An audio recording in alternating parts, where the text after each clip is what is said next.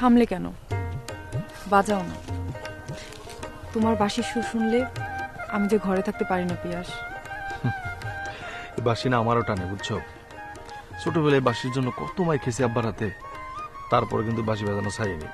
আব্বা খালি মারতো আর কইতো এসব বাঁশি বাজায় কি হইব, পড়ালেখা কর কামে দিব, তারপরও ছাড়ি নেই। শোনো, তোমার সাথে আমার কিছু জরুরি কথা আছে। কি কথা কও? আব্বা আম্মা আমার বিয়া দেওয়ার লিগে পাগল হয়ে গেছে।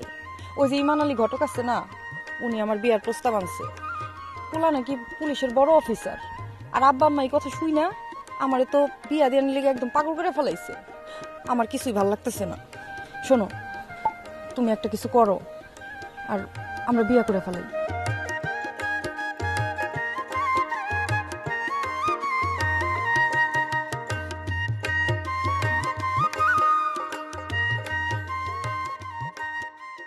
এটা কেমন কথা কও?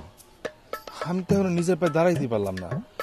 আর তাছাড়া এই কথা যদি আমি আমার আব্বারে যা কই তাহলে তো আমার মাইরেই ফেলাইবো। তুমি এক কাজ করো, তুমি তোমার আব্বারে বুঝাই কও। আমি কি কম বুঝাইছি? তাদেরকে আমি অনেক বুঝাইছি, কিন্তু কোনোভাবে রাজি হইতেছে না। আমি যে কি করবো, আমার কিছুই ভালো লাগতেছে না। আমি তোমার ছাড়া বাঁচুম না, আমি তোমার ছাড়া থাকতে পারব না পিয়াস। আমিও তোমার ছেড়ে বাঁচুম না, কিন্তু দেখো আমার আব্বা শিক্ষক মানুষ, তার উপর অনেক কড়া মানুষ। আমি কিছুতে আমার আব্বারে কইতে পারবো না। তুমি যদি চাও আমি তোমার আব্বার সাথে কথা কইতে পারি। না, তোমার যাওয়ার দরকার নাই। আমি তোমার আব্বা আম্মার কাছে যাব, আর তোমার আব্বা আম্মার কাছে যেয়ে বলবো তোমার আমি অনেক ভালোবাসি, তোমার ছাড়া আমি বাঁচুম না। কে পিয়াস ভাই না? এই না কি করেন? হ্যাঁ কালু ভাই, কই যেতেছো?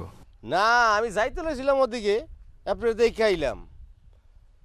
গ্রামে আমার একটা বদনাম আছে ভাই, আমি নাকি চোর। এখন তো মনে হইতেছে আপনারাই চোর। কেন এই কথা কইলা কেন? না যেমনে কথা কইতেছেন মনে হয় যে আফামনির মন আমনে চুরি করছেন আর আমনের মন আফামনি চুরি করছে। তার মানে আপনারা দুইজনই চোর, আর খালি গ্রামে বদনাম হয় আমার। আমি কি করি না করি। কালু ভাই, এটা কি কইলেন আপনি? ঠিকই কইছি। দাও কালু ভাই, এত বেশি কথা কইবা না। যে কামে আসছো সেই কামে যাও। যাও। যাইতেছি, দেখে মনে হচ্ছে সবই চোর।